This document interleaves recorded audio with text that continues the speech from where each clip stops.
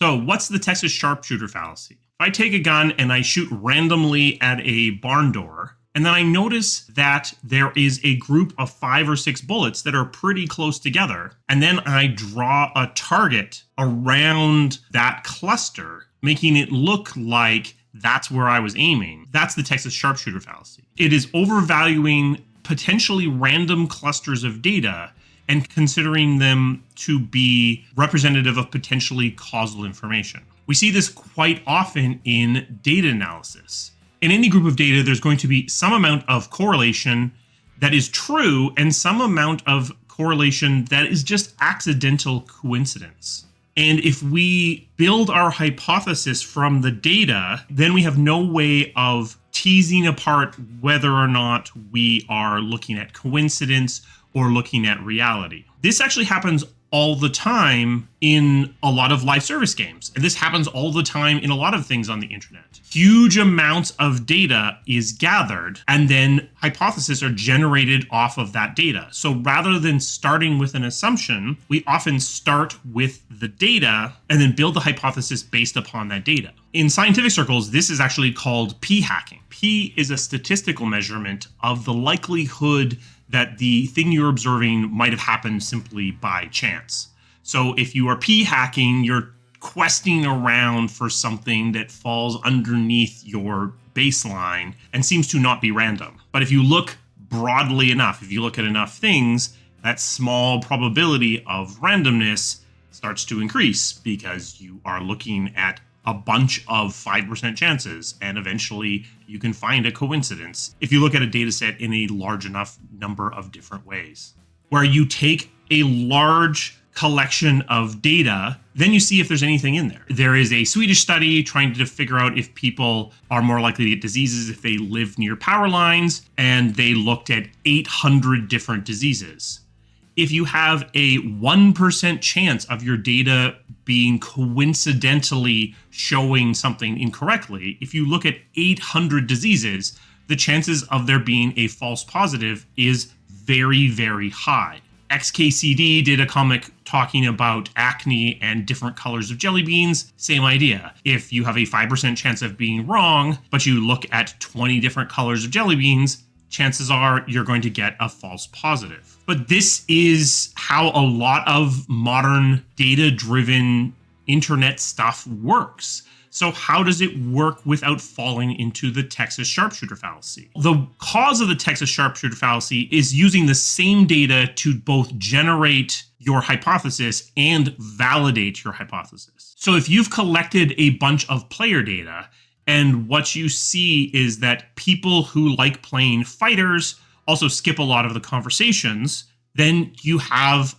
a potential hypothesis there, which is people who play fighters are skipping conversations. But you shouldn't yet draw a conclusion as to that being reality. What you should now go about doing is trying to set up another set of tests to validate that hypothesis. By going after new data, you are at least reducing the chance that it's simply a coincidence. So how do we go about doing that? In an ideal world, we would make a brand new game where we tease apart the characteristics of the fighter. Is the fighter the one that the charge end defaults to? Maybe we default it to the mage and see what happens. Is it the easiest to play? Maybe we make a version of the game where we balance the game differently, where we make the rogue the easiest to play. Maybe it's the class that has the least amount of lore attached.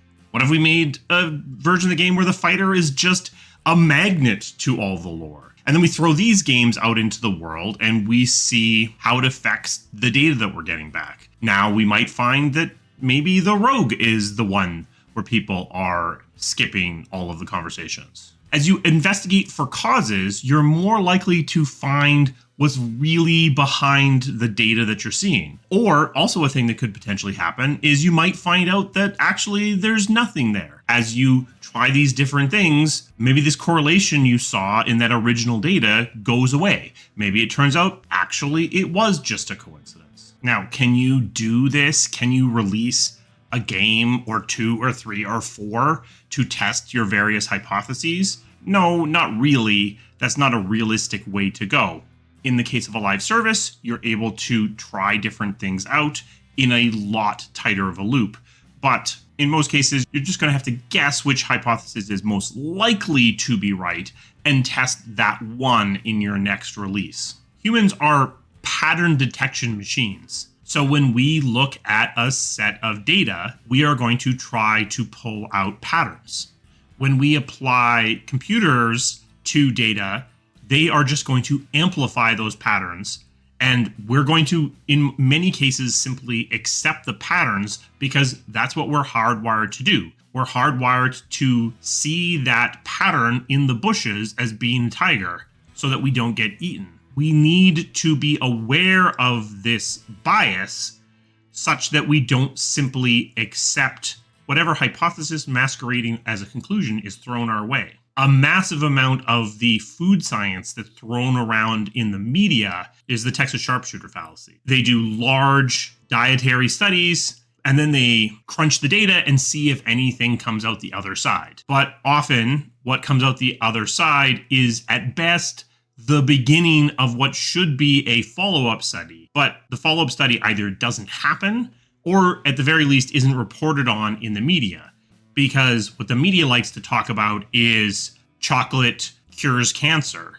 Not that actually the data doesn't really show much of anything. It doesn't show that chocolate does anything good or anything bad, which is in most cases what it actually shows when you do a follow-up study. So instead you get that initial breathless report that is coming out of the media because it makes a good headline. We want to see patterns even when there aren't patterns there. So how do you avoid doing this in your own data? Well, look for the patterns. That's a useful first step. See that people who play fighters skip all the conversations, and then craft yourself some follow-up studies, some follow-up testing such that you can validate this piece of information. In the case of non-live service games, this isn't always possible because we don't necessarily have the ability to gather new data. We are kind of stuck with whatever data comes out from the game that we just released. And if our games are coming out fairly far apart, it's not really practical for us to craft new studies. We're kind of stuck with whatever we get out of the original bit of telemetry we put in the game. In that case, what we need to do is just be careful to know that whatever conclusion seems to be indicated from the data could very well simply be a coincidence. And we don't necessarily have the tools to confirm or deny the conclusion that we are drawing. Indeed, this is one of the major advantages of live services. In some cases, they can detect and test segmentation hypotheses in just a few days. In some purely algorithmically driven systems, like YouTube, for example, they're doing this in real time. They are coming up with hypotheses about the way that users act or behave, and then they are generating new tests and testing those hypotheses in effectively instantaneous reactivity. This allows those systems to be highly reactive and highly accurate in a lot of cases. Also, I would argue they also lead us down some of our darker dead ends. In games and services that have larger data loops, where your ability to test different things is much slower, we don't have this ability to be hyper-reactive. It isn't to say that we can't act upon what seems to be indicated by the data. Just be careful, because it might be a lot less real than the data might indicate, especially if that correlation is pretty weak. There can be a temptation to do something, to act on what we think are real patterns. If we react too quickly or make too big of a reaction, do something too dramatic, this can lead us to making some pretty big mistakes. Things we think we know about our players, if they prove to be simply coincidences, can cause us to do things that are highly alienating to our existing fan base. So when we are making decisions, drawing conclusions, when we're inside of the Texas Sharpshooter Fallacy, we have to be very careful that we don't do things that might blow up in our face if we have no ability to test these hypotheses. A special thanks to my members. They provide the resources that this channel needs to keep running. If you're interested in becoming a member, there's a link to that down in the description. We also have merch now. If you're interested in picking something up to help the channel, this is the High Tea on the High Seas hoodie. There will be a tag in this video for that as well. I don't actually know why it's called the Texas Sharpshooter Fallacy. I'm not sure why the shooting abilities of the entire state of Texas are being called into question, but that's what it's called. What are some fallacies or biases you would like me to cover next? Put those down in the comments. Additionally, have you ever fallen for this one? Have you ever seen a pattern where none exists? How do you try to avoid falling into this particular fallacy? This one is relatively easy to avoid because you can fall for it and then just do a piece of follow-up research to confirm or deny your initial knee-jerk reaction. I will see you again soon. Thank you.